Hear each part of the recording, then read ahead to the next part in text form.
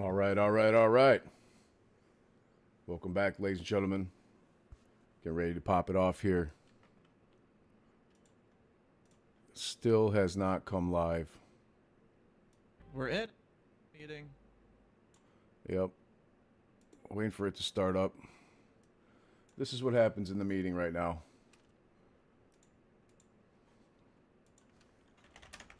I am not entirely surprised, especially with everything that's going on right now. But that is about the extent of computer shares' ability to let people in this meeting right now. Good morning, Britt, Chris, Jason, Kit Lee, Pulsar. Ladies and gentlemen, welcome back to Boss Blunt's Think Tank. Yeah, in my opinion, there is some sort of DDoS attack that continues to be pushed onto computer share servers. The reason I think that is because there were reports of over 5,000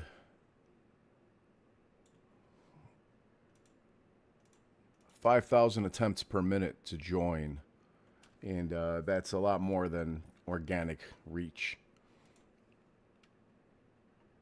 Hello, Kens. But yeah, we have other ones open where somebody is in it, and he is not able to he's not hearing anything either. I've got other guys showing up on my feed, other YouTubers and stuff, and they just have a black screen right now. They got nothing, as you can see here.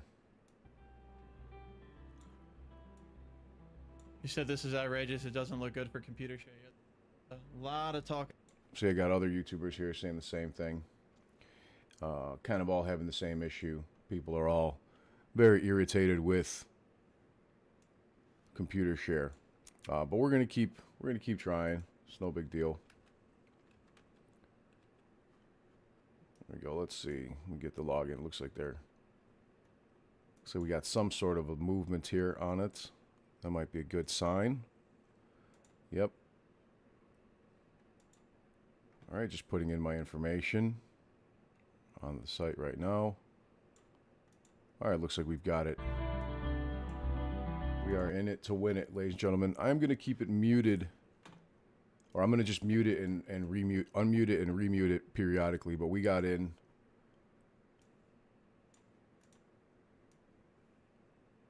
Let's pop this puppy right over here.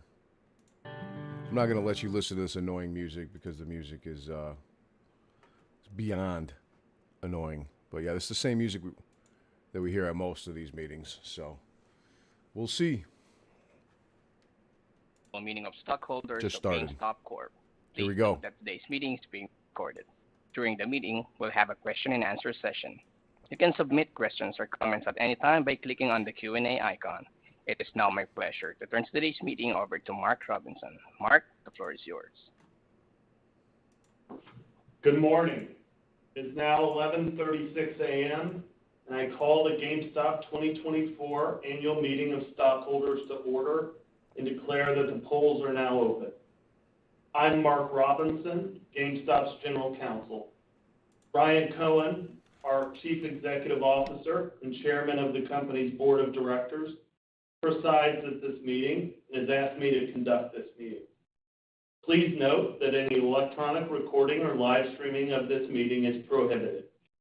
Before we get started with procedural matters, I would like to turn it over to Brian to say a few words. Thanks, Mark. Hi, everyone. I want to take a moment and discuss the retail business and the future of GameStop. With respect to retail operations, we plan to continue reducing costs and focusing on profitability. Revenues without profits and prospects of future cash flows are of no value to shareholders. This means a smaller network of stores with an expanded assortment of higher value items that fit into our trade-in model. Having a strong balance sheet, especially in times of economic uncertainty, is a strategic advantage. While the future is always uncertain, the last decade's monetary and fiscal policies, both within the U.S. and globally, are historic anomalies. Exiting from an ultra-low interest rate environment is likely to have unforeseen reverberating effects across the economy, as seen with inflation hitting 40-year highs in 2022. Under the current interest rates, an investment made in today's economic climate must bear a higher return threshold. As my father always said, actions speak louder than words. We are focused on building shareholder value over the long term. We are not here to make promises or hype things up. We're here to work. Thank you for being a shareholder. There we go, baby. Thanks, Ryan. Cohen. The rules of conduct and the agenda for today's meeting are posted on the virtual meeting portal. In order to conduct an orderly and efficient meeting, we ask that participants abide by the rules. Brooke Webb of Computershare has been appointed to act as the Inspector of Election for this meeting. Ms. Webb took an oath of inspection of election prior to the meeting. We also have members of our Board of Directors participating today, as well as members of our management and representatives from Deloitte & Touche LLP, our independent registered public accounting firm. Although Deloitte & Touche has indicated it does not wish to make a statement, the representative is available to respond to appropriate questions during the question and answer period. If any stockholder here today has not yet voted and would like to do so, you may submit your vote during this meeting until the polls are announced closed. April 19, 2024 was set by resolution of the Board of Directors as the record date for today's annual meeting. All stockholders of record or their proxy holders at the close of business on April 19, 2024 are entitled to vote at the annual meeting. We have made available for inspection a listing of stockholders as of the record date at our corporate office in accordance with the requirements of Delaware General Corporation Law. Notice of this meeting was duly given in accordance with the company's bylaws and Delaware law. We received an affidavit from Broadridge Financial Services certifying that the notice of annual meeting and proxy statement were sent to stockholders beginning on May 1st, 2024. The affidavit is available for inspection by any stockholder upon request and will be filed with the company's records. At the close of business on April 19th, 2024, the record date for this meeting, there were 306,185,052 shares of the company's Class A common stock, with one vote per share identified as outstanding and entitled to vote on all matters presented at this meeting. There are present at this meeting, in person or by proxy, more than a majority of all the shares entitled to cast votes at this meeting. Based on confirmation by the Inspector of Election, I find that a quorum is present and this meeting is duly constituted for the transaction of business.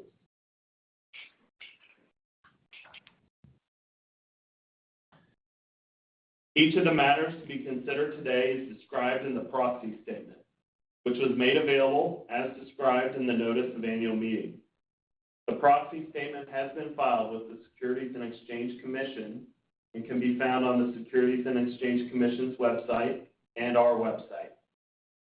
The first item on our agenda is a proposal to elect 5 directors, with each to serve as a director until the annual meeting of stockholders in 2025 and until his or her successor is duly elected and qualified. The company's nominees are Mr. Cohen, Mr. Attell, Mr. Chang, Mr. Groovy, and Ms. Zhu.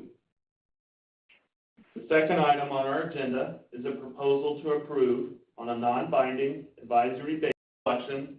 I find that a quorum is present in the company's Class A common stock and will be filed with the company's records. At the close of business on April 19, 2024, the record date for this meeting, there were 306,185,052 shares of the company's Class A common stock, with one vote per share identified as outstanding and entitled to vote on all matters presented at this meeting. There are present at this meeting, in person or by proxy, more than a majority of all the shares entitled to cast votes at this meeting. What? Based There on are confirmation by synthetic shares they're selling us. Members of the board, and fellow shareholders. My name is Yumi Narita, and I'm the Executive Director of Corporate Governance for the New York City Comptroller's Office. I'm presenting Proposal 4 on behalf of New York City Comptroller Brad Lander and several New York City pension funds, which hold approximately 255,000 shares of GameStop, valued at over $3.2 million. Proposal 4 asks the company to disclose in its next annual proxy statement each director's self-identified gender and race and/or ethnicity, as well as the skills and attributes that are most relevant in light of the company's overall business, long-term strategy, and risks. Since we received no invitation to engage from the company's management and have only dealt with external lawyers working on behalf of GameStop, it is unclear whether or not our proposal was actually understood. The statement in opposition to our proposal in the proxy states that the company, quote, does not set specific minimum qualifications for nominees for director and does not have a policy regarding the consideration of diversity for such nominees. Our proposal, however, only asks for disclosure of a board matrix. Who cares about the and we DI are not bullshit? advocating, Get the nor fucking have we DI ever bullshit out of advocated here. for any quotas. We're also not asking for any changes in your director nomination process. Here's what we do say in our proposal. In its 2023 proxy statement, GameStop provides little decision-useful data with respect to how its directors' individual qualifications fit together to effectively fulfill the board's oversight responsibility. As half of the board has all 6 disclosed skills, nor is each director's self-identified race or ethnicity explicitly disclosed. A board matrix would enable investors to make better informed voting decisions by providing them with consistent, comparable, and accurate data concerning GameStop's director in a structured and decision-useful format. Shareholders need information on the skills, experience, and diversity of individual directors to assess the quality of each nominee and make informed voting decisions. This is particularly important in the era of universal proxy cards. For example, it would be helpful to ascertain the self-identified gender, race, or ethnicity of any particular director who has assumed leadership roles on the board or the committees, as well as his or her tenure. Furthermore, it is important for the board to know that according to DiverseIQ, 71% of individual directors of S&P 500 disclose a race and/or ethnicity. These boards include those of large investors such as BlackRock. New York City's pension funds have reached agreements with 14 portfolio companies that received similar proposals in the past 3 years. At NextEra Energy last year, the proposal received 49% support from investors. Thank you for the board's reconsideration and for shareholder support.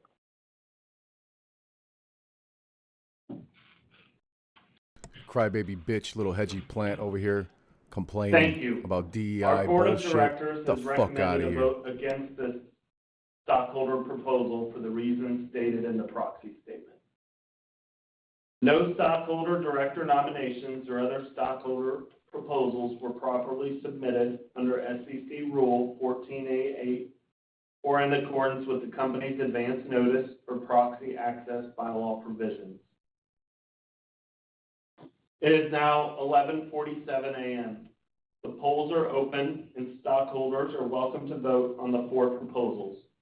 The polls will be open until the conclusion of any questions related to the specific matters under consideration at this meeting. We will now use this time to answer any stockholder questions on the specific matters under consideration at this meeting. You may submit questions through the meeting portal. Definitely voting against the DEI nonsense. Nobody here believes that this All meeting right, is I'm going to seeing spark several a questions MOAS, so related to don't our be a recent dumbass. at-the-market equity offering. RSOC, get the fuck out of here. You don't know what the hell you're talking I about. don't have too much to say on those other than what was been publicly announced. We did issue 120 million additional shares over the last 2 months and raised just over $3 billion in proceeds.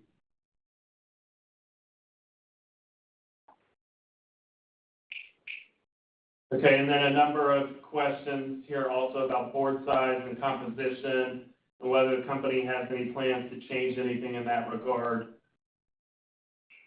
What I'd say there is our nominating and corporate governance committee is responsible for identifying qualified candidates and for recommending the director nominees for each annual meeting. And they'll continue to review those matters in the ordinary course. Our proxy has additional information regarding that process for those interested.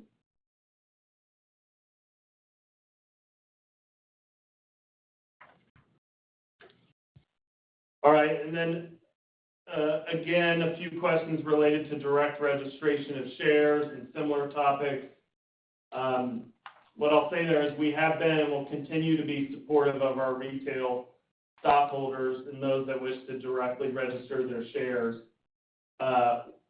We do work with our transfer agent Computershare to understand questions and concerns from our shareholder community related to direct registration. And we'll continue to monitor this topic and consider how we can be supportive. As you all have likely seen, we've also included certain disclosures related to direct registration in our periodic filings with the SEC as well.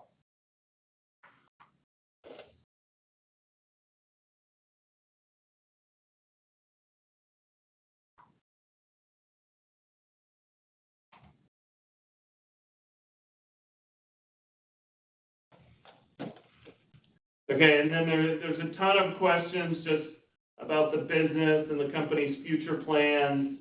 I think Ryan touched on that and in his opening remarks, so I don't really have anything additional to add on those topics.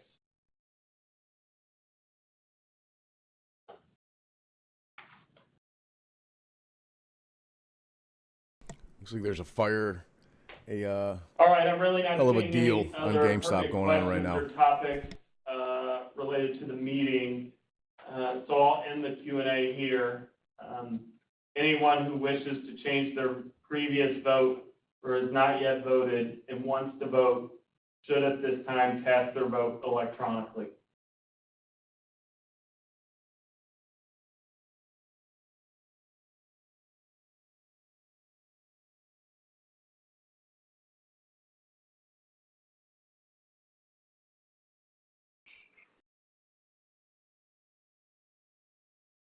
There's no halts required because it's not It's going now down more than 5% 11:51 in a.m. a 5-minute period. I declare that the polls are now closed. Inspector, please tabulate the votes on all the proposals. I'm pleased to report the results of the proposals as follows. 1, Mr. Attell, Mr. Ching, Mr. Cohen, Mr. Gruby, and Ms. Xu have each received a majority of the votes cast, and they have been elected directors.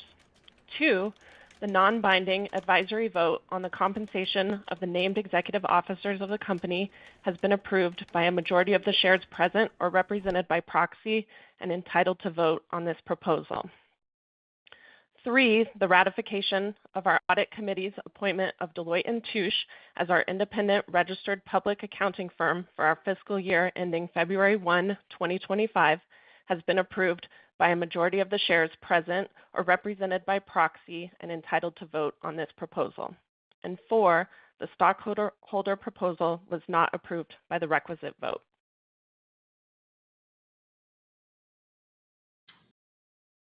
I am not aware of any other business that should be brought before this meeting. This concludes the business of this meeting, and the annual meeting of stockholders is now adjourned. Thank you for your attendance and participation. We appreciate all the passion and support our stockholders, have for GameStop. This webcast will now end. Wonderful. So that was it, ladies and gentlemen. The meeting. You may now disconnect. I want you guys to know one thing. There are regulations that prevents GameStop from saying anything in these annual meetings that would basically be new information in terms of new news. They would not be able to announce something that would cause the stock price to go like through the stratosphere, for example. There are regulations against their ability to what they can or can't say in a shareholder meeting as well. So I didn't expect them to come out and say something wild, although it would have been great if they had.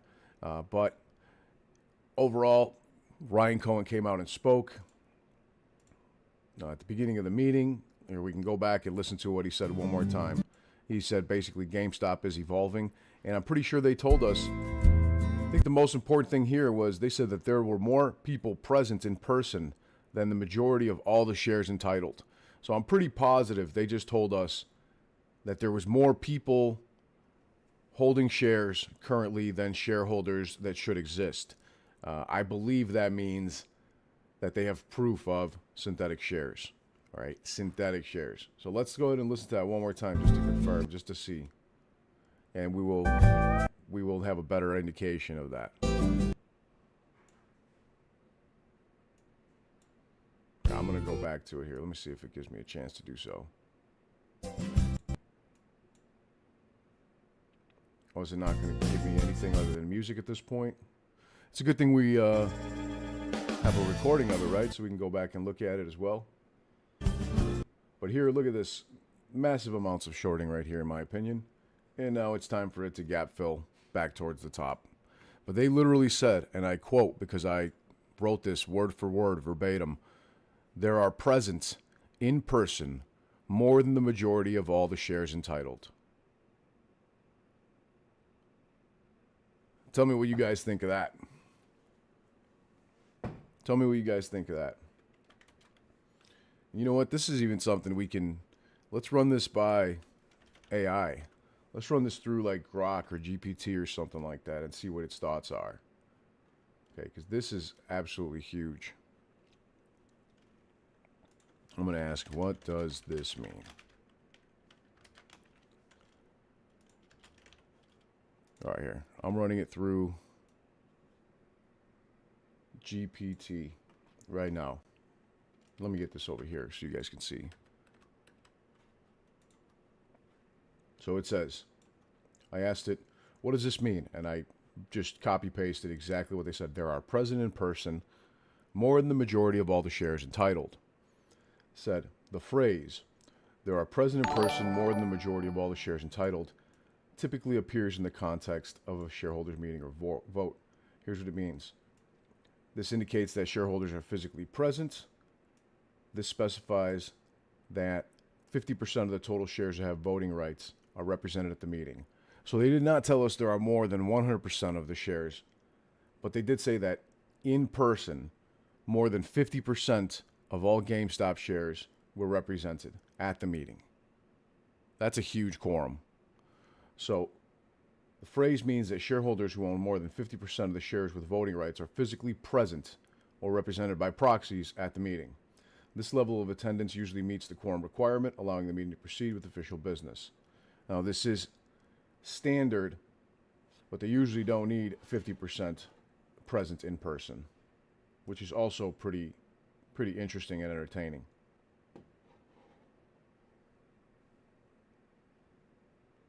Yep, you're right. Michael says they said there's more than the number in person, which is also good to hear.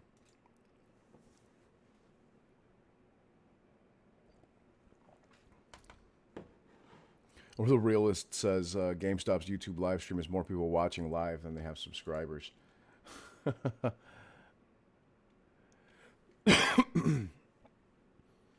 So we did hear Ryan Cohen state that they will be evolving the future plans and business of GameStop, that they've continued to be working on that. They have raised over $3 billion in proceeds, and they are sitting on a significant stack of cash. We heard some DEI crybabies whining and complaining about the fact that GameStop did not bow to the whim of diversity, ethnicity, and inclusion bullshit. So I'm glad to hear that on GameStop. I don't want the companies that I'm invested in to be making decisions based on somebody's race or ethnicity or hiring more people of other ethnicities. I would rather them hire the people that are best for the job. Period. I don't care what color they are. I don't care where they're from. I want the people that are best for that particular job. So here we've got a big crush on GameStop and AMC. Naturally, of course, even though nothing happened on AMC because this is GameStop, you could see that just as they run up and down together at all times, you know, people are going to blame GameStop and AMC board of directors for having the same exact chart, which of course, as we know, the management of a company is not responsible for the level of shorting that occurs on a stock. That is directly responsible and occurs at the market maker and hedge fund and family office level. So as usual, both stocks are moving up and down together. They have reached the bottom. Were extremely oversold, in my opinion. Massive amounts of short positions were taken out there. So that's great to hear. Do they have a vote count, says JP. Thanks for chiming in, my friend. They did not. They did have a vote count of people that were present. There was more than 50% all present in person, which is always good to see. Always good to see. But even still, looking here, we have the open interest. Biggest changes to GameStop open interest now stands for the 6/21 June 21st call contracts at the $30 calls. Now stands at 66,959. That is up 9,157 more open interest on $30 calls than there were on Friday. So naturally, being Monday would be the perfect time to crush the stock, to scare people into selling those call contracts.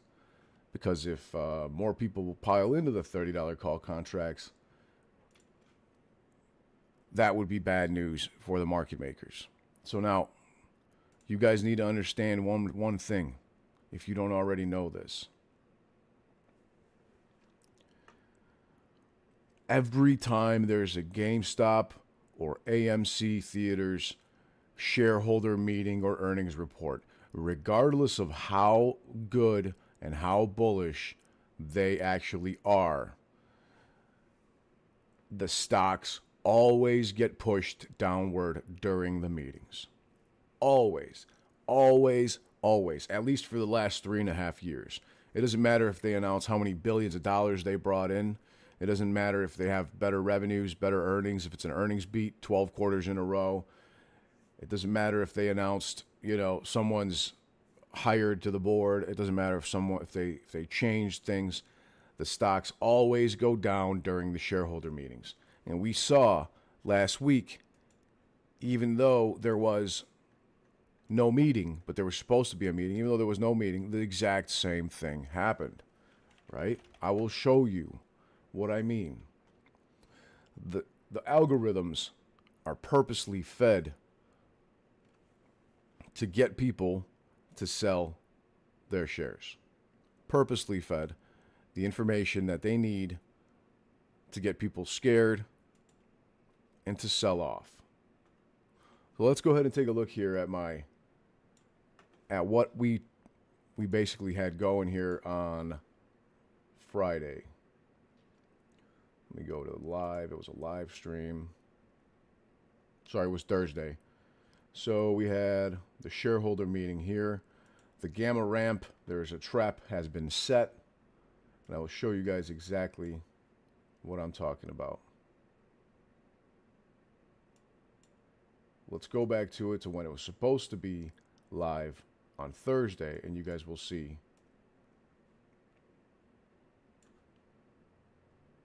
what I'm talking about. Enough to Sign up on Lit Exchange. brilliant. There's going to be people sharing stories. All right, take a look at this on my computer screen right now. Look at the way that this thing moved. Let me zoom out. and bring it to about the same chart. We had it on the 1 minute chart. All right. Look at on the right hand side. This was when the last meeting was scheduled to occur. This was on Thursday. This was our live stream on Thursday. Take a look at the chart. Red candles throughout the entirety of the time when the meeting was supposed to be occurring, even though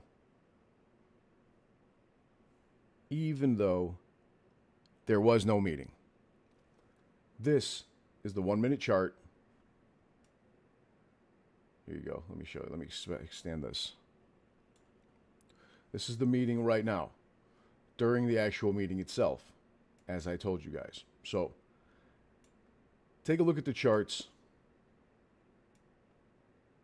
on the left from today and on the right, and decide if you think that this is something that is retail investors selling off their shares. And I bet you that this is likely to continue to go gap fill back up over here right now, just like it did on Thursday when the meeting didn't actually occur.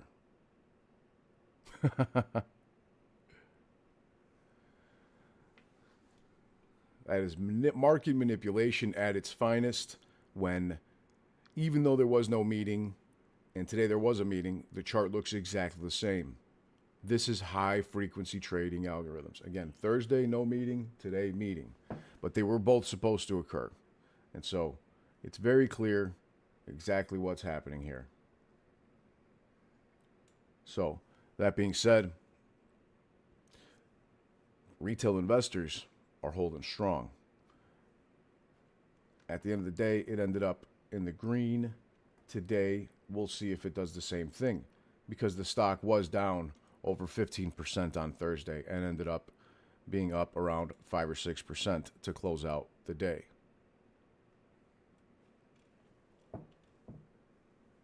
Did you see the tokenized dollar backed by gold? BlackRock says it's coming. I did notice that Tether is coming out with a synthetic. This is brand new. Tether is now creating a synthetic dollar backed by gold, supposedly. But, Tether's holdings are a bunch of bullshit that are not revealed to anybody. So in reality, it's probably backed by paper gold, and I would not touch it with a 10-foot pole.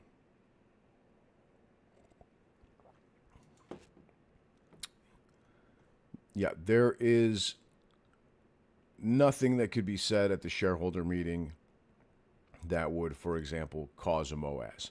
It would be great. It would have been awesome. That's not really the way that shareholder meetings work.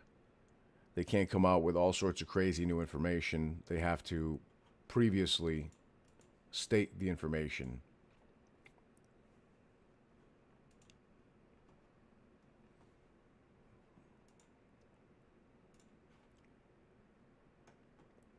And yes, as they have said, GameStop has more than $3 billion in proceeds. Let's go back, and I'm going to play what Ryan Cohen had told us prior to the meeting itself. Well, at the beginning of the meeting, I should say. I think that would be a very important thing for people to hear if they missed it. Remember, as I showed you guys, the chart today looks exactly as it did on Thursday.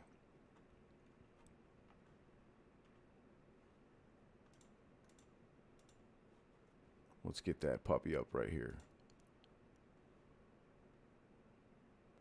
Now, one second, I'm just going to mute my own video here as well. Let's get that puppy up.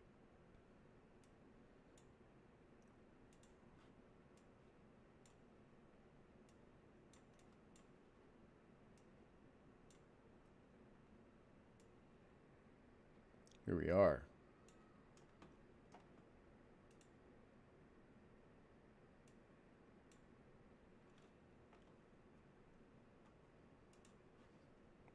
And I'm going to keep it muted. So now remember, guys, as I've told you, every time there's a shareholder meeting or earnings report for GameStop or even AMC, the stock always gets pushed down. Always. I've not once seen it in 3.5 years go higher during any sort of meeting. No, this is by design. as you guys might imagine. Computershare has been appointed to act as the Inspector of Election for this meeting. Here we go. Ms. Webb took an oath of inspection of election prior to the meeting. We also have members of our Board of Directors participating today, as well as members of our management and representatives from Deloitte & Touche LLP, our independent registered public accounting firm. Although Deloitte & Touche has indicated it does not wish to make a statement, the representative is available to respond to appropriate questions during the question and answer period. If any stockholder here today has not yet voted and would like to do so, you may submit your vote during this meeting until the polls are announced closed. So you can hear Ryan Cohen's statement here shortly. April 19, 2024 was set by resolution of the Board of Directors as the record date for today's annual meeting. All stockholders of record or their proxy holders at the close of business on April 19, 2024 are entitled to vote at the annual meeting. We have made available for inspection a listing of stockholders as of the record date at our corporate office in accordance with the requirements of Let me move forward a little bit. There were 1 vote per share identified as outstanding and entitled to vote on all matters presented at this meeting. There are present at this meeting, in person or by proxy, more than a majority of all the shares entitled to cast votes at this meeting. It was made available at Mr. Groovy and Ms. Sue at this meeting. There are present at this meeting and race and or ethnicity, as Oh, well as Miss the Broad. skills. Let's get Ryan to Cohen. conduct an orderly and efficient meeting. We ask that participants abide by the rules. There you go. Here comes the Ryan Cohen section. Brooke Webb of Computershare has been appointed to act as the Inspector of Election for this meeting. You know what? Let me go further Miss- back. Items that fit. Here he is. At this meeting and has asked me to conduct this meeting. Please note that any electronic recording or live streaming of this meeting Now, keep in mind, had we not done so, we would not be able to listen to it again because GameStop's website simply plays, well, this music when you try to listen to the music, to listen to it again. is prohibited. So it's strictly Before we get started for with informational procedural purposes. matters, I would like to turn it over to Ryan to say a few words. Here's Ryan Cohen. Thanks, Mark. Hi, everyone. I want to take a moment and discuss the retail business and the future of GameStop. With Let's respect to go. retail operations, we plan to continue reducing costs and focusing on profitability. Revenues without profits and prospects of future cash flows are of no value to shareholders. This means a smaller network of stores with an expanded assortment of higher value items that fit into our trade-in model. Having a strong balance sheet, especially in times of economic uncertainty, is a strategic advantage. While the future is always uncertain, the last decade's monetary and fiscal policies, both within the U.S. and globally, are historic anomalies. Exiting from an ultra-low interest rate environment is likely to have unforeseen reverberating effects across the economy, as seen with inflation hitting 40-year highs in 2022. Under the current interest rates, an investment made in today's economic climate must bear a higher return threshold. As my father always said, actions speak louder than words. We are focused on building shareholder value over the long term. We are not here to make promises or hype things up. We're here to work. Thank you for being a shareholder. There you go. There we You go. heard the baby. man. You heard Thanks, the man, Ryan. Cohen. We're not here to make promises. We're here to create value for shareholders. We're here to conduct business. Excellent.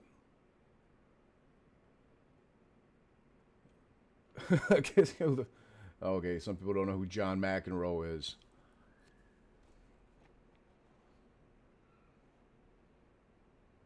Let's see. What are people doing here?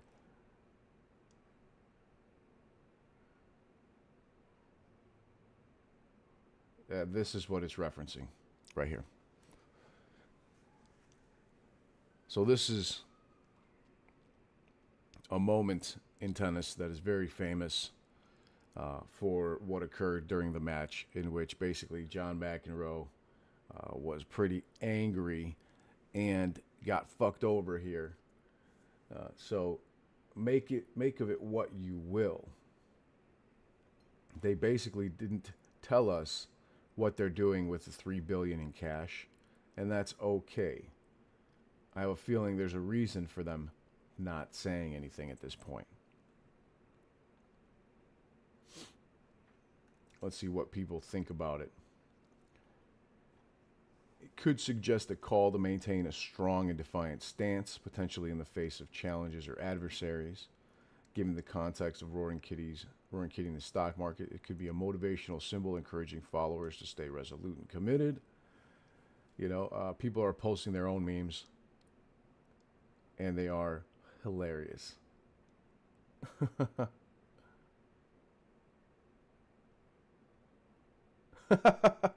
Wow, this is great. And of course, today being Take Your Cat to Work Day. Take Your Cat to Work Day. So that's what we're working with there. Gamestop down is at $25.10 a share. AMC at $4.81. Of course, being dragged down for no reason other than they are in the same derivatives baskets, as we have explained to you guys many times on several occasions. So let's get this information over here. We will analyze a little bit more of what's going on.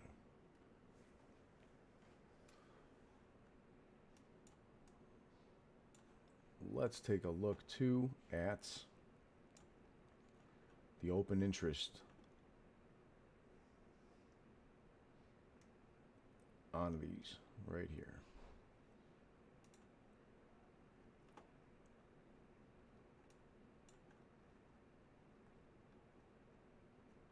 So we're looking at here multiple times 28,979 call contracts in open interest at the $25 strike that are currently in the money. As you can see here, the market makers are desperately trying to get them out of the money. But there's a long way to go here. Before the end of the day, we still got several hours.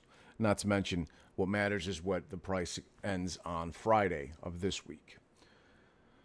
So, at the $26 strike, there's 5,400 open interest, 1,800 more at $26.50, 4,800 more at $27. Unsure about the other two here at the $27, $28.50 mark, 6,500 at $29 as well, 6,000.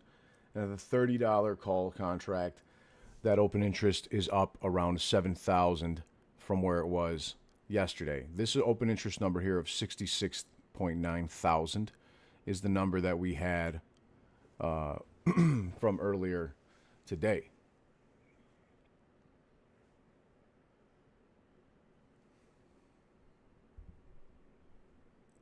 Confirmed, my guy. Just fly high. Hang on one second here. Who asked that question? Yeah, there was no vote for anything, any increasing of, voting for anything. They're not going to be issuing shares or anything along that line. No. GameStop now has over $4 billion in cash on hand. It is all great news to see.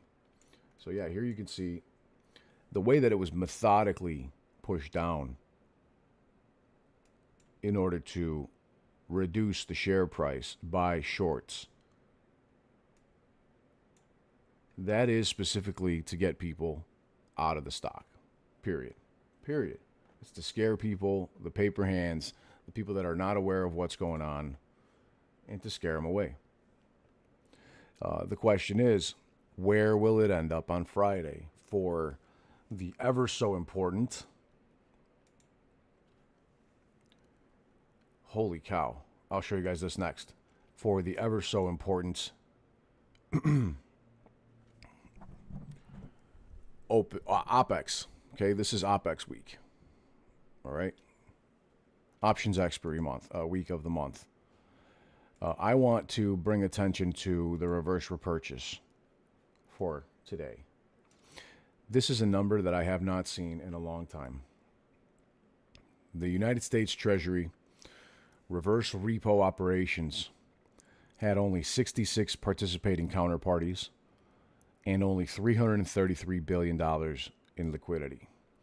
This number last year was over $2.55 trillion.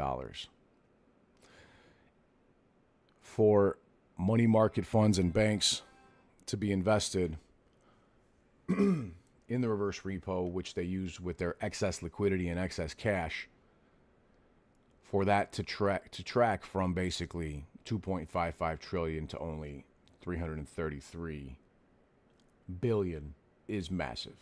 That leads to concrete evidence that there is less money to prop up the United States Treasury bond market, because the United States Treasury uses this money in order to prevent further inversion of the yield curve. The Treasury General Account is at great risk here.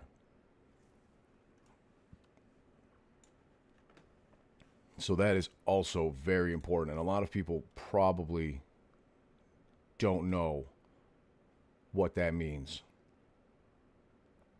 But I've explained it several times in the past, and I'll just explain it briefly. It means that when this number drops further, there will be less liquidity available to the United States Treasury to prop up the U.S. bond market. We are looking at a situation similar to what Japan has seen over the last 15, 20 years. And this does not bode well for the American economy, the U.S. dollar, and people around the world. Let's put it that way. Let's jump into the voice chat here and catch up with Wolfie as well as the rest of the crew. And you guys want to jump into the voice chat on the Discord, and we can discuss. But yeah, here in my opinion, this is one of the last great sales available on GameStop, and that's not financial advice. Anything could happen. The stock could continue downwards.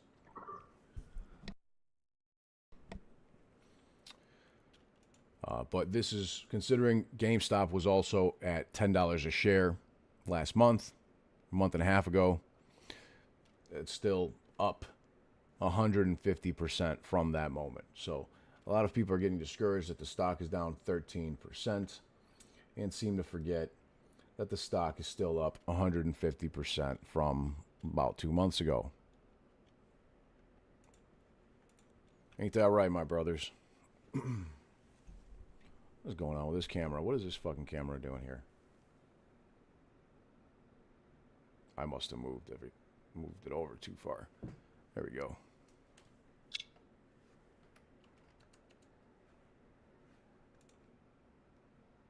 Yes, yes. Cheers, Wolfie. Give me a mic check for me one more time. Martin, Wolfie. Yeah. Excellent. Good to see you, my friends. Hearing you good. Sounds good.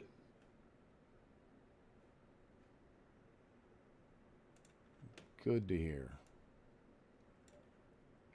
I almost got the stop loss hunting vibes from that drop during the stockholder meeting. Without a doubt. Without a doubt. Remember, as we said on our last time together here, that I never have a stop loss on AMC and GameStop, right, bro? Never.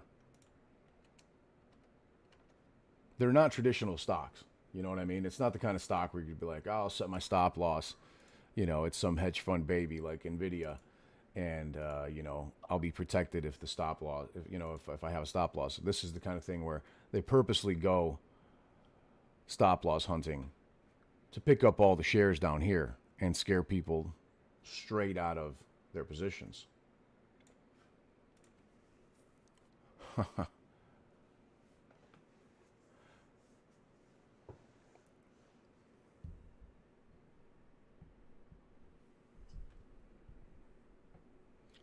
Dylan says, I'd love to believe in you, but never see you share anything except calls you might show or speak of. No idea what the fuck you're talking about, Dylan, but feel free not to believe in me if you don't want to. I'm not here for anybody's approval or support, my friend. I'm here to share information. I'm here to diamond hand the shit out of my shares and make as much money as I can off my call contracts so I can exercise a significant portion of them right up the market makers' asses.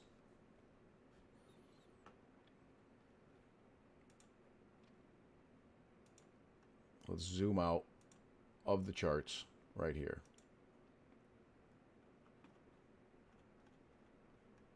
Let's go all the way out to the 2-hour mark. And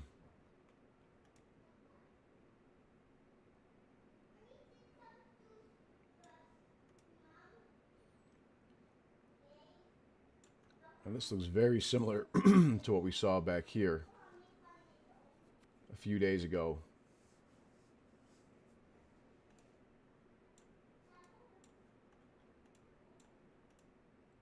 Currently, we've got a series of pumps on the stock that occurred here through gamma squeezes, in my opinion, through required delta hedging that led to gamma squeezes. And it's happened over and over again on multiple occasions. I'll remove the Bollinger Bands, and we can discuss the 741 again, because I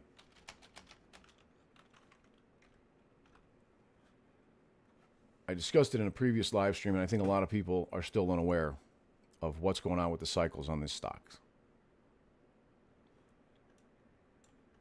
Why is GME sinking? Because of shorting. The same thing that I told you happens during every single earnings and shareholder meeting, because they are always shorted during the shareholder meetings. The markets are not what you believe them to be in terms of equity or fairness. Markets are manipulated by the makers. That's why they're called market makers.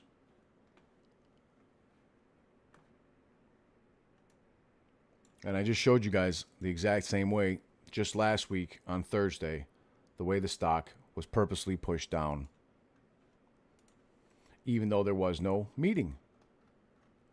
Isn't that funny the way that works out, right?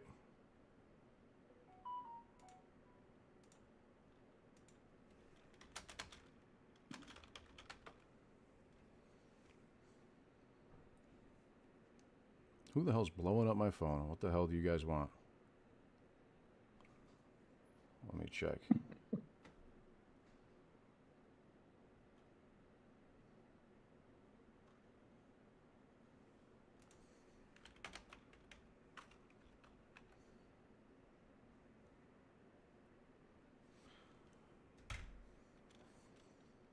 There you go. There's a little food for thought. And we can reflect this on the actual chart itself as well. So let me go ahead and pull this up so y'all can see what we see.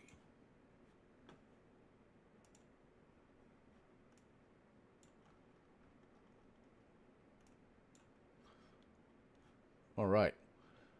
So, meanwhile, while market makers try to scare the piss out of everything, scare the piss out of everybody, and say, look, oh, we've got a double bottom, the stock's going to crash. That's what they're expecting people to see. They're going to look at the TA and be like, oh, no, it's a double bottom. We're going down, you know. They're going stop loss hunting. They're going to get some paper-handed bitches out there to sell off out of their shares. Meanwhile, let's take a look at this post about the 741 in the chart, because I've explained to you guys how this works in the past. And when you really take a good look at it, we can see the cycle, because Roaring Kitty, Deep Fucking Value, has, on multiple occasions now, exercised call contracts and then purchased shares with them. As you can see here, April 23rd, stock was at $10 a share. There was, in my opinion, prior to this, exercising of some call contracts, and there are FTDs and swaps being rolled over. It gets shorted down, and at some point, the FTDs do have to be rolled and covered. That creates delta hedging in the form of buying of shares. That's what we're looking at here. Stock price up to 13, a little bit of cooling off and convergence, and then further delta hedging, sending the stock from $10 a share up to $17.45 to deliver.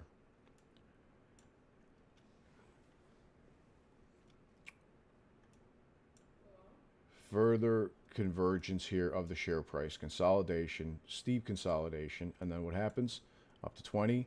Then what happens? Again, push downwards. There's a convergence, a slight ramp,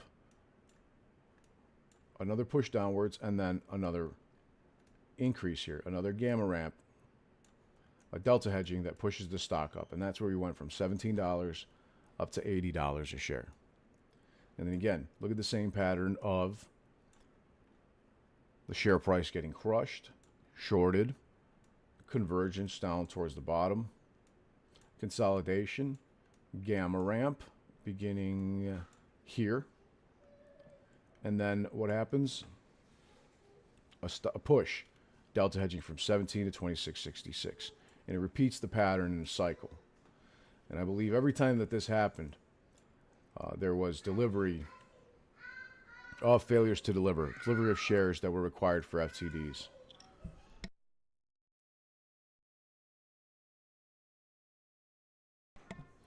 Same thing, consolidation, gamma ramp, which you can see better when I zoom in, of course. And then squeeze, $23 to $47.50. Same thing, price getting crushed, convergence, gamma ramp, squeeze, $28 to $67.50. Crushing the price, convergence, gamma ramp, and in my opinion, this is the dip before the rip of the gamma ramp, is where this is at.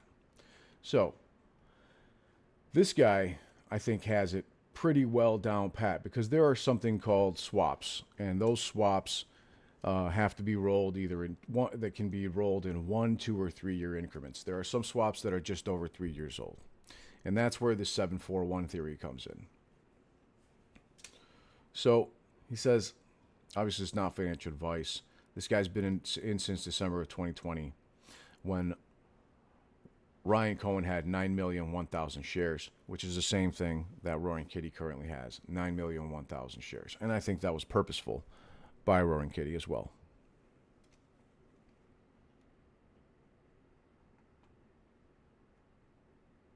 Okay, so from the first monster peak of $80 on May 14th to the next on June 7th, it took 24 days. In 2021, it took 42 days from the first giant peak at 513 on January 28th to the next monster peak in March.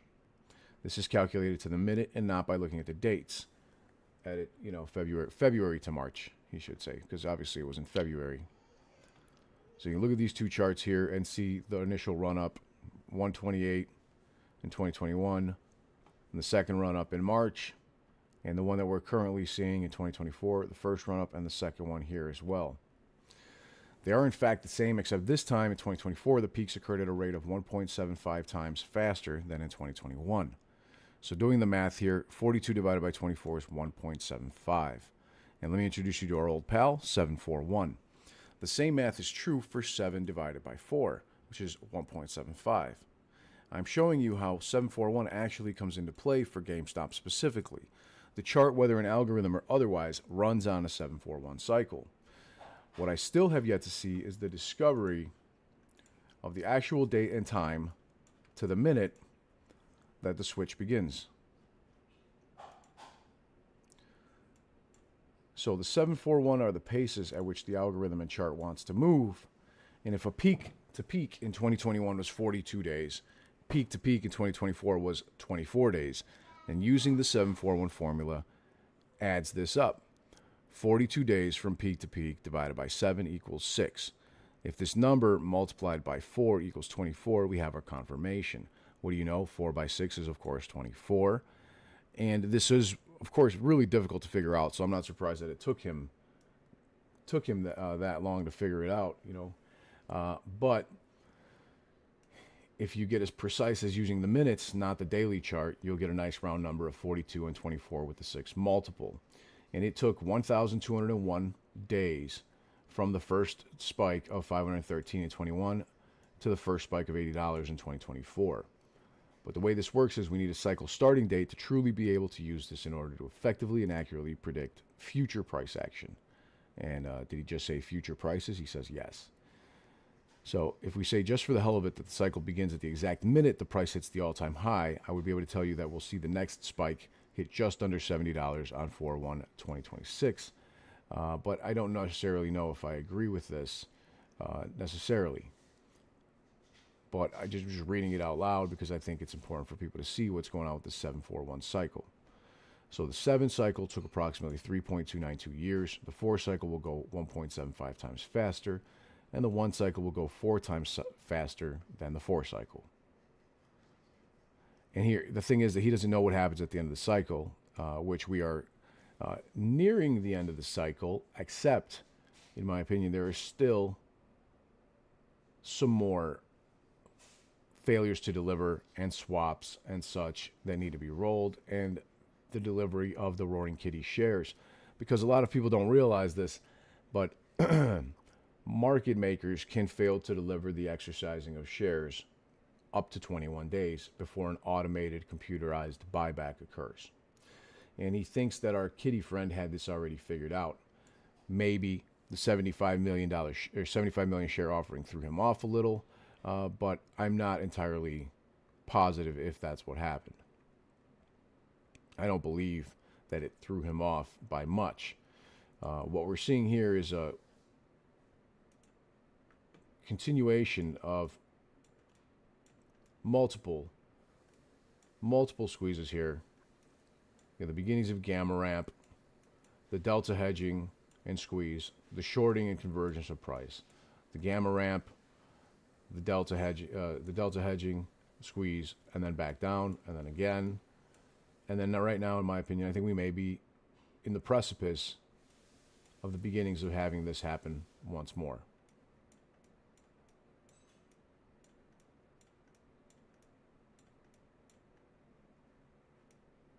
Because these are spaced off about, okay, let's just say if this was 1 day, we'd go 1, 2, 3, 4 days before it increased in price, and then a jump up higher as well.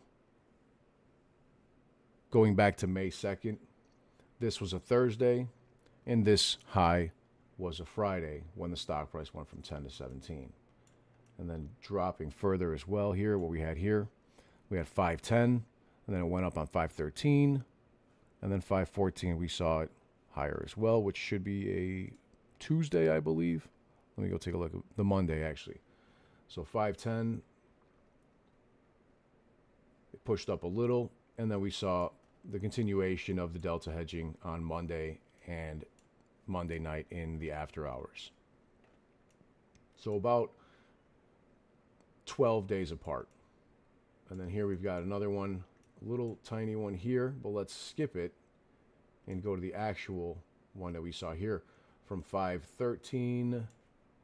Let's say this occurred on 514 of the pre-market to 531. They're about 2 weeks apart. This happened on 6/3 when the stock went up to $46. Let me check on what 6/3 was. 6/3 was a Monday, again, in pre-market, always in the overnight session. Then we saw it once more, push upwards slightly on 6/5, and then continue upwards on 6/7. 6/7 being Friday, June 7th. And this week, this Friday, the 21st, would be 2 weeks after this last movement. So, I believe that there's a possibility for something to happen with the stock price again to the upside. Much like we had with the repeating fractals that we see here. And this is not coincidental. This is due to what's going on with the failures to deliver and the delivery dates that are required now because of the new CAT system, the swaps that need to be rolled, futures contracts, is the contracts, etc. that all need to be rolled. Not to mention the Signs movie meme with all the GameStop logos lining up match the 5-year chart exactly.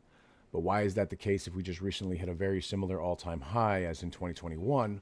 I think it's because at an accelerated rate of time, and with those peaks being in the after hours, they don't even show up on the chart for most people unless you have the after hours charts turned on.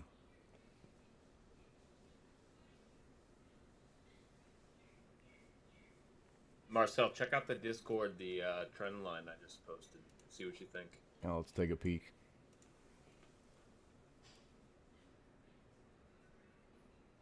Is that Whizman? What's up, man?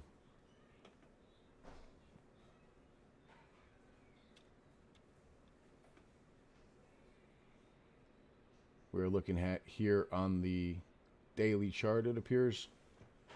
We are on the 4-hour chart spread across the last few weeks here. The trend line keeps pushing higher. Yeah, and it actually is bouncing off the current levels there as well. Right now. Almost as if it had a gap to fill to the downside. Doesn't it look like that? Like it had to fill this gap to bounce off that support line one more time.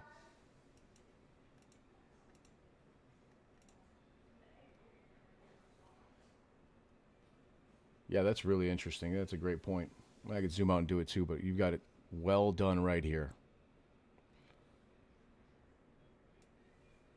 Here, it was at this line here prior, moved upwards, had a nice push, and again came back down, bouncing here. This is nice trend line here to the upside.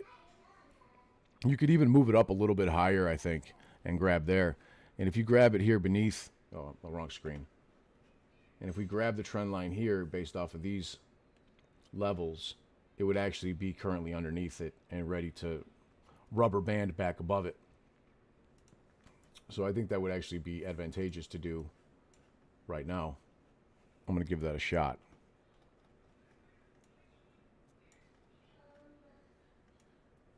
I think that's important to do.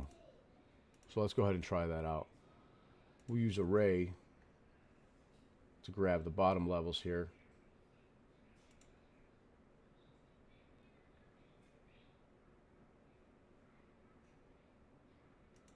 That one I feel gets even better, grabs an even better indication of what it's possibly doing there.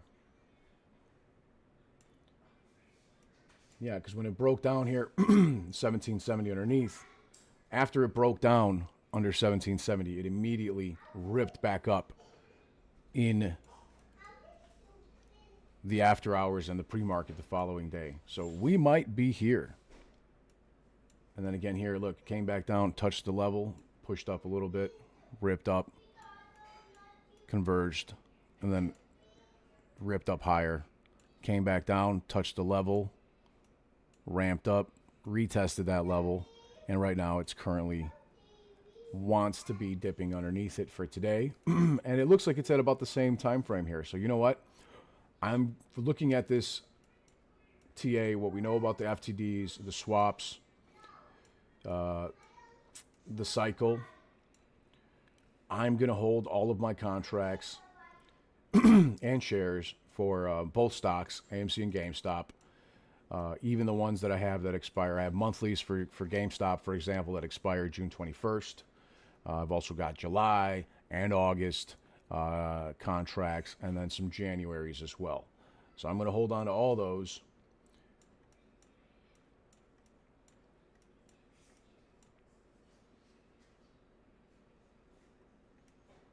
And looking at what the way that this looks, of course, there's always the possibility to be wrong.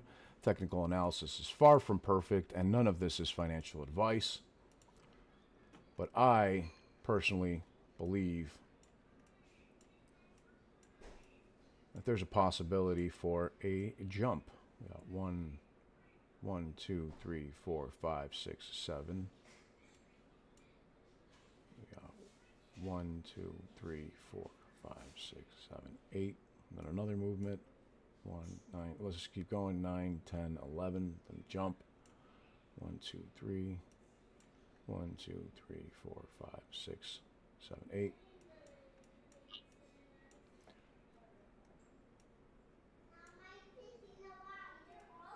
And we could bring that back even further, all the way back here as well.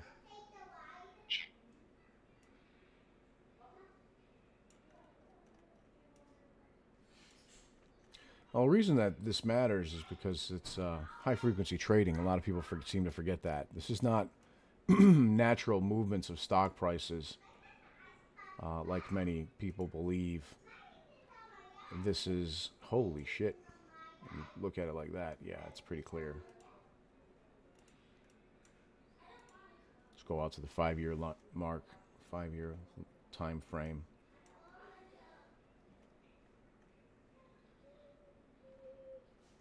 One, two, three, 1, 2, 3, 4, and then 5, 6.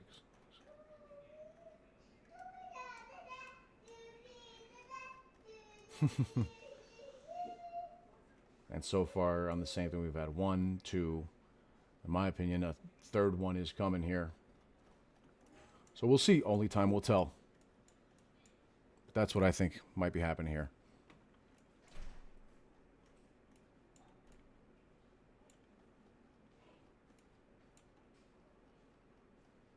Yeah, we could draw a wedge with it as well here.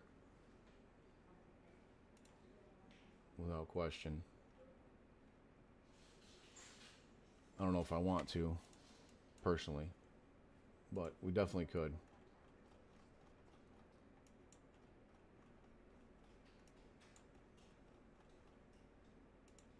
Zoom out here on this thing. That's on the 5-minute time frame. Look at what happens. Yeah, every time it comes down, touches this level, rips up. It's on the 5-minute time frame now. Come down underneath it, touches this level, and then ripped up. Came back down. Traded at that level. Ripped up a little bit there from 27 to 31. Coming back down. Broke beneath this level again pretty heavily.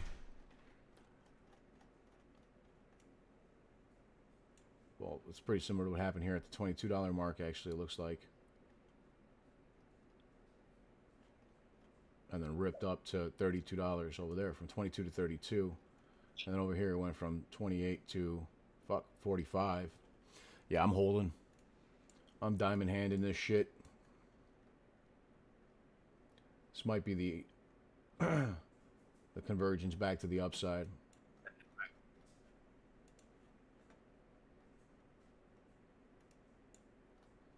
There's a divergence to the downside if it looks like it's over. KJV says, this is the dip before the rip. We've seen this before. Don't fall for this fake sell-off. I'm still holding my 621s. AMC and Jimmy says, fresh. When y'all think it's finna jump again. Break by June 21st. I don't provide financial advice, my friend. I just tell you what I believe could occur. That doesn't mean it's going to happen. So you're going to have to figure it out for yourself. I think I explained just now that I personally am going to hold and think that there's still a lot more possibility for this stock to move to the upside in the coming days.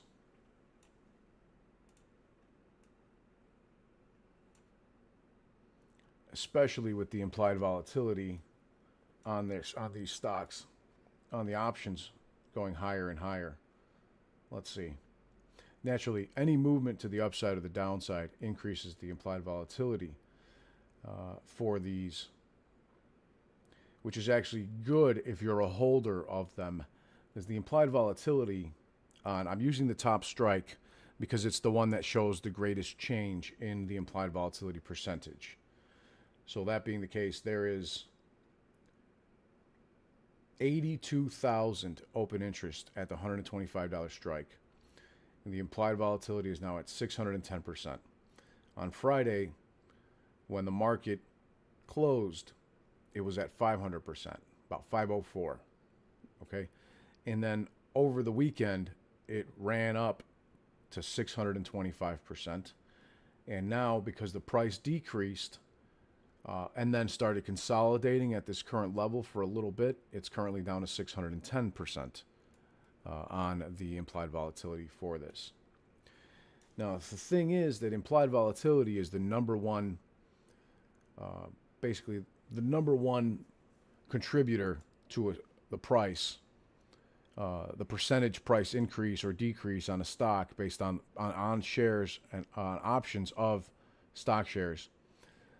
Because if this price rips up to 28, 30, 40, 60, 80 or more, those will make the most money on a percentage basis. Especially if all of them go in the money like we've seen it happen in the past, then you could potentially see those things becoming worth a ridiculous amount of money. And for the other call contracts as well. But again, the farther you are from the money, when they go in the money, the more money you're going to make.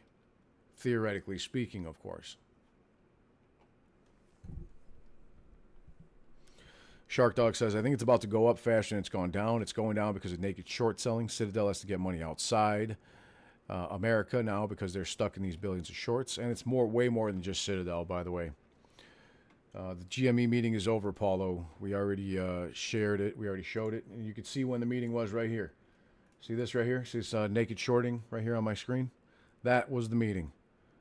Right? And it's the same exact naked shorting we saw on Thursday when the meeting was supposed to occur and got postponed. So I think it's pretty clear what's happening here with the stocks. And they're showing you guys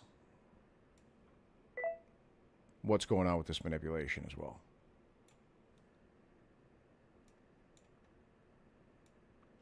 What was that update? I had a little ping there. I think it might be the GameStop's moving to the upside quickly ping. I'm going to have to take a look at it right now. I will see that here shortly. Yeah, this doesn't scare me off at all, my friend. I can assure you that.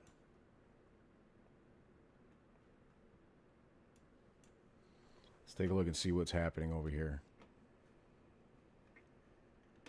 Move myself out of the fucking way.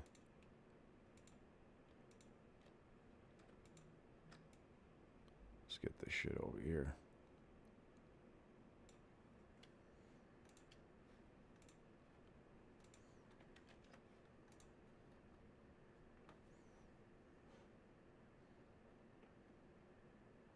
Multiple support levels are being hit right now, it looks like.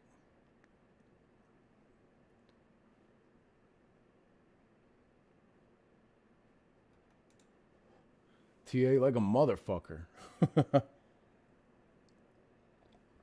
Peter Hahn says, breaking news, AMC falls 5% on news that GameStop has too much cash. That's right, ladies and gentlemen. That's right. And if you didn't know, now you know. The stocks are linked at the hip. Oh yeah, do me a favor, you guys. I'm trying to get this information out there to the kids on TikTok, and I say kids in a loving manner, of course. So if you have the app already, follow Boss Blunts 1 on TikTok so that I can live stream to these guys. All right, and that would be really helpful in getting the information out there about AMC and GameStop as well. In the options market, we must print the trade on an exchange versus a market where you can trade off exchange, which would be the U.S. equities market. So just to be very it's Kenny clear, Boy. your question's very good. Every single options trade must be executed on an exchange. Equity trade. I appreciate it if you follow me, but I'm not following anybody back because I don't use this at all. I don't use TikTok with the exception of posting to share people. So if I followed you back, it would do absolutely nothing, but I don't want to follow anybody on TikTok. And that's nothing personal. It's not that I don't want to follow you. It's literally if I followed you, I would never see anything you ever posted because I don't ever use TikTok to consume content. I just want to create the content to get it out there to more people that needs to learn this stuff. And I think that'd be really important. So if you can, follow Boss Blunts 1 on TikTok as well.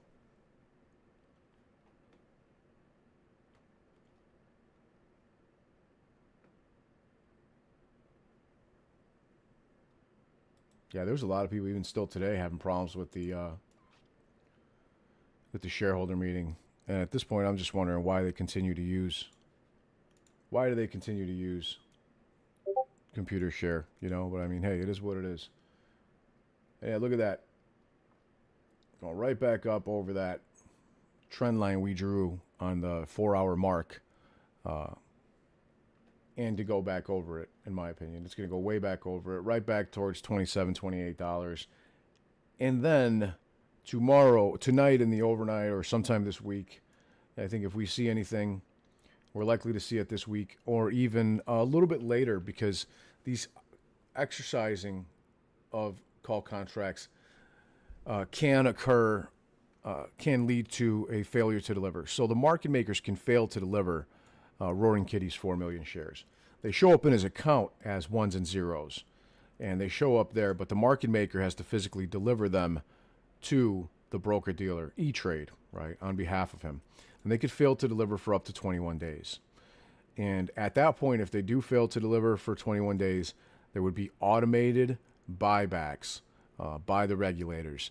They would take the money of the firm, let's say Wolverine, for example, and say, okay, you haven't delivered Roaring Kitty's exercised 4 million shares. You've only delivered 500,000 or 1 million. We still need 3 million more. Okay, we're taking over your shit. You cannot be sick. We're taking over your shit, and now you can we're going to automatically buy 3 million shares to deliver to Roaring Kitty on your behalf. Just so you guys know. What's that, Wolfie? Is that why he posted, you cannot be serious, because they haven't delivered yet? So that's the T+2. And the T+35... I have confirmed it is T+1, just for reference. I did confirm with the OCC. Somebody posted in the think tank that it is T+1. So they should have delivered them by Friday. We don't know if they actually delivered them. We won't know, actually, for a significant period of time until the FTD data is released. So that could be, you know, the data always comes a month later. So that's kind of just a kind of a wait and see situation, you know, with that. But again, that's where it comes into, if they didn't deliver, we'll know within 21 days from last Thursday if at some point they start delta hedging to buy more shares to deliver to him specifically. You know what I'm saying? Yeah. Or for whatever so other purpose. To delivers have been, yeah, if they haven't delivered them, and the catch system is doing what the catch system's meant to, they should not be allowed to participate in the loaning of shares with a reasonable belief. And then with a T+35, which lands on the same day that the moon landing, T+35, I believe, is 21st of July.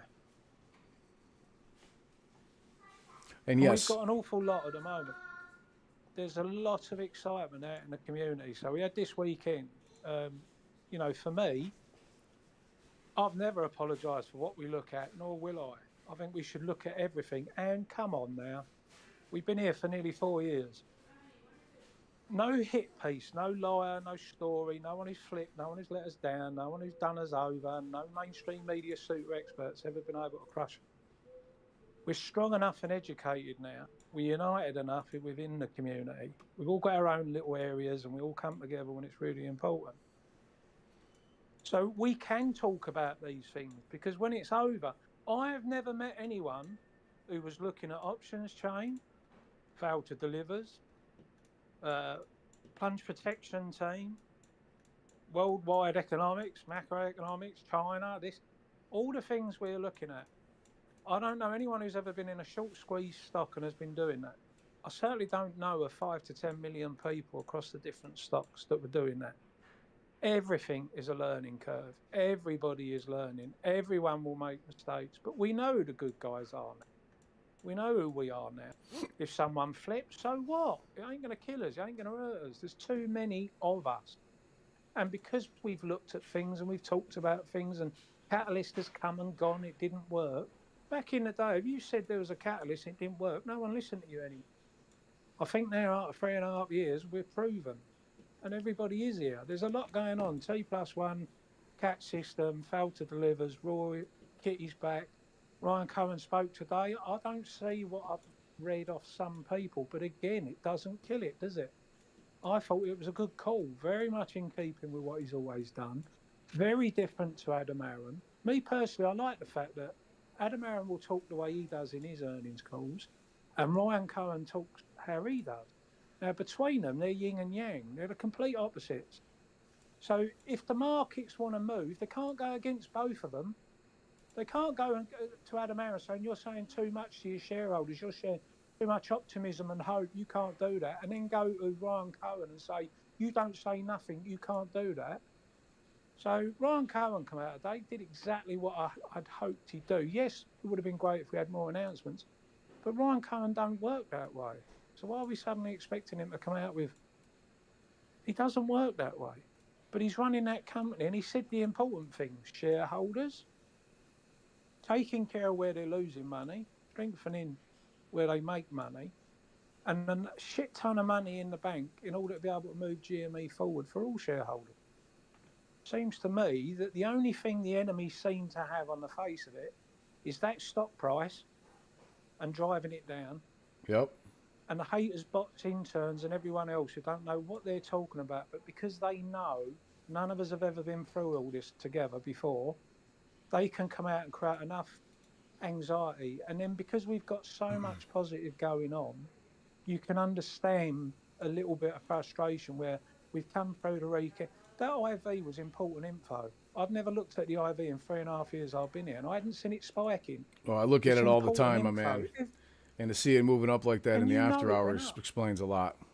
That says a lot. 100%.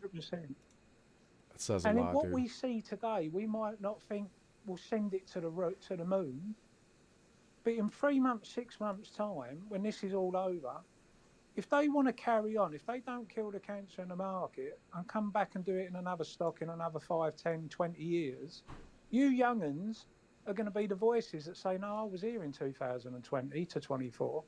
I see what they did. We played a part. We understand. We worked it out. We shared the DD. So just take this into account. Consider this. Look at this. Keep your eyes on this, this, and this. Because some of that we didn't believe was a big deal. But afterwards, when we found out the real truth, then we realised where we was right and where we was wrong. Mm-hmm. Stay together, people. I don't give a fuck what that price is. I really don't. As long as it don't say zero.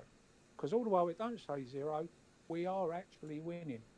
That stock price going red and dropping doesn't mean they're strong.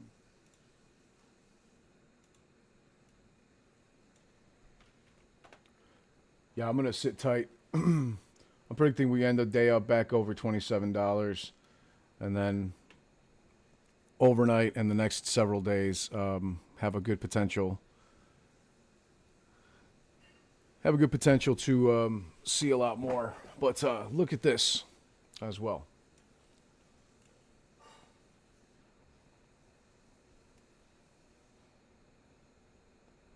A lot of people are believing this to be the case. And you know what? It almost makes sense. Because it's based off of when he came back and what happens on each particular day. Got a microphone for June 17th, eyes on June 18th, fire on June 19th, an explosion on June 20th, and then cheers on June 21st. We'll see if any of that pans out. But that is definitely some funny shit to think about, you know? And the only way to know what happens is to live it, is to experience it. So no one is going to be able to predict the future. Well, the best we can do is try to be ahead of the situation and be ready for whatever happens, for whatever's coming. Damn straight. Mm-hmm. Watch it all and join the dots. In truth, Probably closed on Juneteenth, yeah? It is. What'd you say? Market's closed on Wednesday. Yeah, market is closed on Wednesday, correct.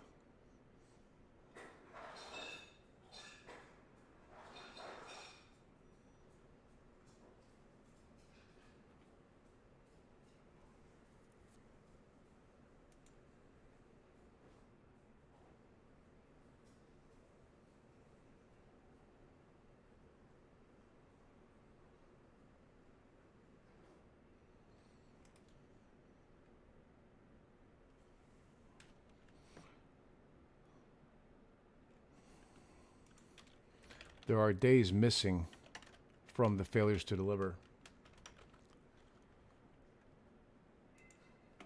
The Securities Exchange Commission was withholding failures to deliver for multiple days that should have already been disclosed as well. A lot of people might not know that.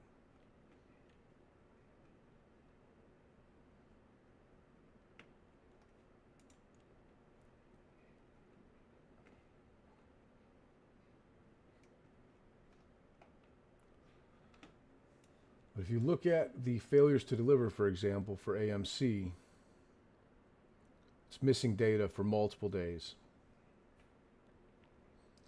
Goes from 5.3 to 5.6, 5.10 to 5.13, 5.22 to 24, and then 5.24 to 28.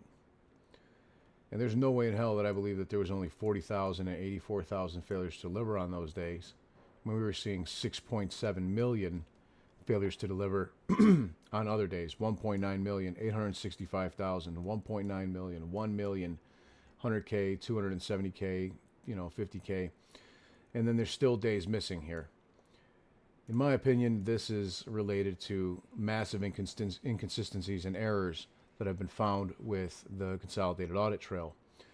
So they're trying to get them to fix the inconsistencies and the errors on the CAT system. 917 on the 13th of May. Yeah, right. Do you really believe there was 917 fails to deliver on that day when there was, 865,000 the day before and 1.9 million the day after? Come on, meow. Come on, meow. Absolutely not. Let's take a look at GameStop's the same thing. Only if they looked at the first 10 seconds of trading. GameStop's the same shit.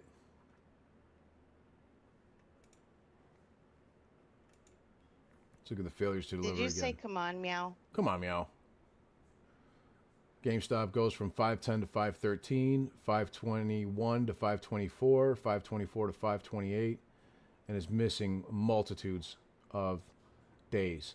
Then, of course, they want us to believe that the fails to deliver went from 571K to 22K to 82K to 1,000, up to 51K, and then only 160, and then 55 failures to deliver here. And then what they expect us to believe there was none on any of these other dates, but 211,000 in between the others. It just doesn't make any sense. It does not compute. You know what I'm saying?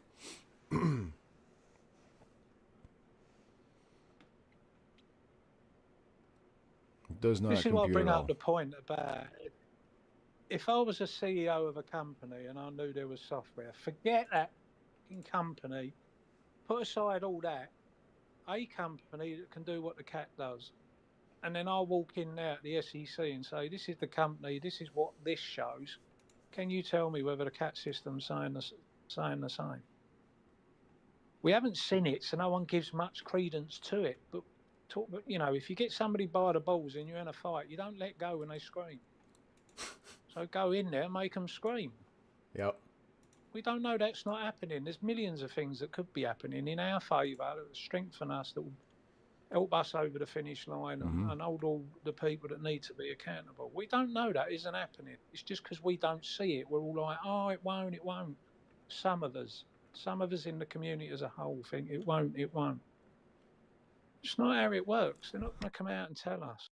So hopefully there is a few CEOs that walked in and said, listen, I've been tracking my stock for a year. You've had the CAT system since the 1st of June. It should have been live watching all this. Can you tell us if it actually corroborates this? Because this is our, our own responsibility, our fiducial responsibility to our shareholders.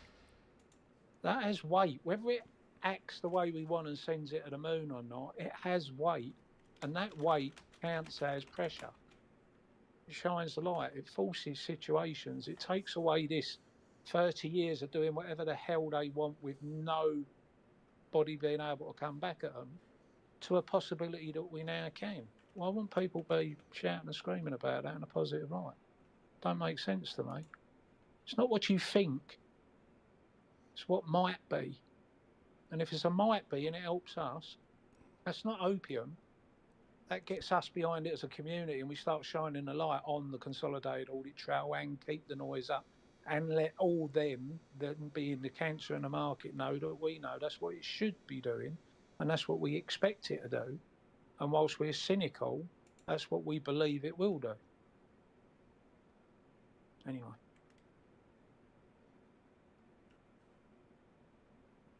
Free like summer, SEC be like, we didn't see anything. Okay, let's say that happens. And then the stocks run up to astronomical numbers and the questions come in. We all say about the SEC, and we want change and we want it working the way it should, regulate. You're there to regulate. Well, you've got no excuse anymore because the CAT system told you a timestamp, who sold it, who borrowed it, who loaned it, where it went, what the price was, what day, what time, what ticker. So why did you not act on the 1st of June to stop that market maker having a reasonable belief? Why didn't you stop that? Then empty the SEC if that's what's required. How do we know we haven't got good people in the SEC that now having arguments with the people that have always just ignored everything, saying it's our job to watch the consolidated audit trail, seeing these issues. Why ain't you raising it, Hester Pierce? Why haven't you? So don't worry about Esther replacing anyone. If they're not doing their job, maybe the consolidated audit trail is the perfect tool to flag that up. It's not what you look at that matters, it's what you see. And if I can see it, it's an opportunity. If it's an opportunity, how can that be a negative? Can't, can it? The next CAT system monthly update is on June 20th, in case you guys are unaware. On June 20th, Thursday, this Thursday, there will be an update to the monthly CAT NMS plan. So Consolidated Audit Trail will host a monthly CAT update on Thursday, June 20th. That will do a high-level overview of all the statistics and any failures and any inconsistencies and errors with basically naked shorts and other issues like that, synthetic shares in the market for the month before it. I showed you guys what happened on the last one, and on the last one we had over $17 billion worth of errors for May 1st alone.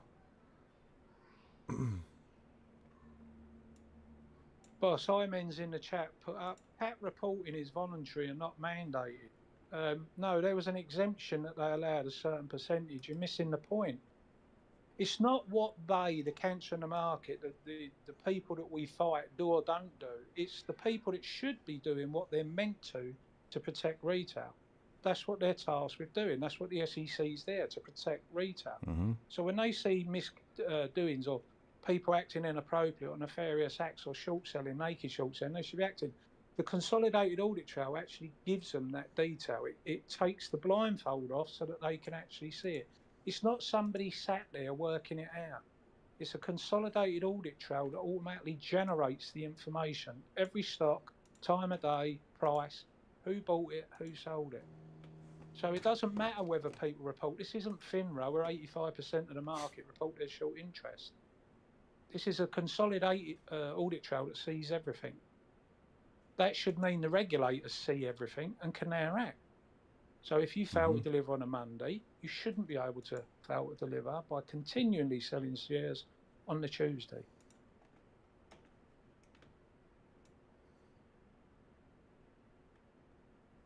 H. John and M, is this guy from BBC News? That's low, brother. That's really low. Wolfie. My man from Wolfie from the BBC. Some people said some hurtful things, but that's about the lowest. Anyway. CAT system will do nothing, a tactical wedgie. That's what you think. But it's what you think. You can't prove that exactly. Yet, Everybody thinks that these things don't do anything because they're so jaded. Everyone's so jaded and upset that the manipulators are able to get away with so much. The CAT system, there's a reason that Citadel Securities is suing the Securities Exchange Commission. There's a reason that they're paying off senators to try to kill the CAT system because they're scared fucking shitless of it, plain and simple. It's not something where the SEC has to go and ask for permission. All the data for every single share and order and options that is being traded on the markets is going directly to the SEC now. And it's got everybody's name, fingerprint, blood type practically attached to it. So we're going to be able to see they're going to be able to see directly when people are naked shorting, if people are pumping and dumping, if there's synthetic shorts going on, if they're rehypothecating shares. It's fantastic news. So yeah, people are not going to believe it until it happens, as usual. Rightfully so. Everyone's going to be skeptical. You know what I mean? Yeah. Everyone's going to be skeptical. And what does that do? What does that do to the people on the other side, the Gary Genslers of the world? What does that do? If we all think it's not going to make a difference, if we're all negative about it, if we all dismiss it, there's a few sides to look at. So anyone new that's looking in, we're the ones out there trying to get everybody to look. When they come in and look, we're dismissing as a community everybody, if everybody was saying what you're saying.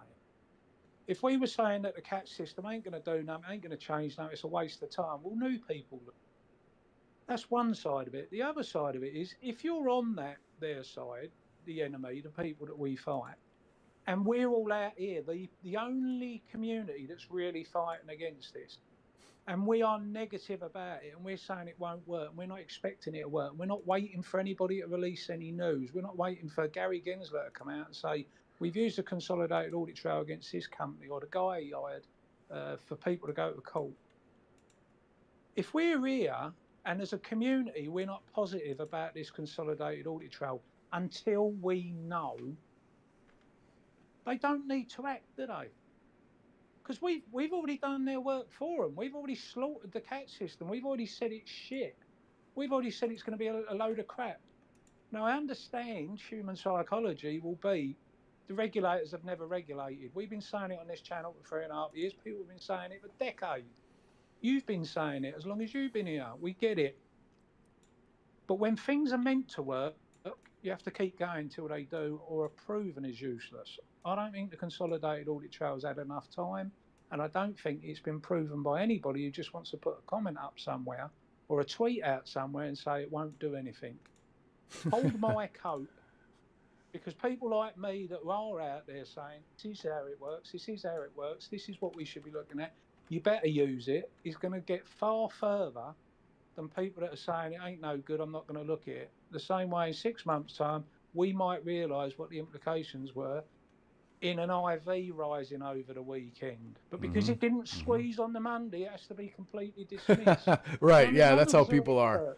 That's how a lot of people are, you know, and I think a lot of them are paper-handed bitches and people who are just getting into the stock or have no conviction, you know, because I think a lot of the veterans, people that have been here 1, 2, 3 plus years, understand the way that this works, you know what I mean? And this is a repeating cycle, a situation that shorts can't get out of, because if they could, they would be telling everybody to buy AMC and GameStop, because they'd be making money hand over fist from people buying into it, and then them being able to make money from the shorting the positions.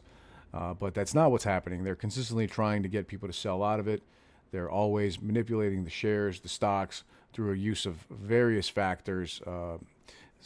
And we're seeing it time and time again.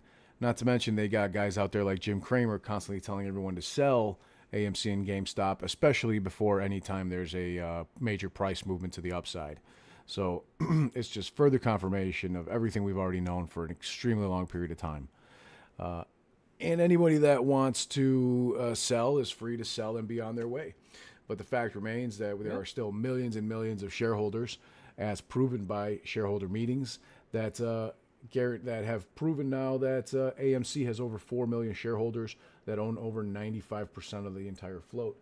And GameStop's DRS numbers alone show that DRS shares alone are about 50% of the entire float, and that there's way more people that are not DRS'd than actually are. So the reality of the matter is that people need to think for themselves and stop believing all the crap that they're seeing from bots and people that are paid and so on, because it's too easy to get discouraged if you're looking at all the nonsense out there. Because you may not know this, but you can go right now and you can get 100 retweets on something for $2, or there are bots out there that you can contact, and for $4 they will give you 100 comments on a tweet as well. It's that simple. They hire people overseas, China, Asia, and such, to literally sit there with a wall of phones and they just copy paste things across the whole plethora of them. And this literally costs $4 for 100 negative comments about a stock. So you can imagine if a hedge fund throws them 40 grand or 4,000, there's going to be thousands and tens of thousands of negative comments, negative tweets, and engagement there directly from these bots.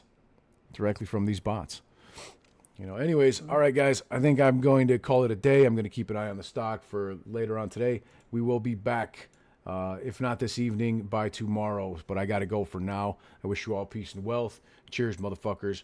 We're going to be filthy fucking rich.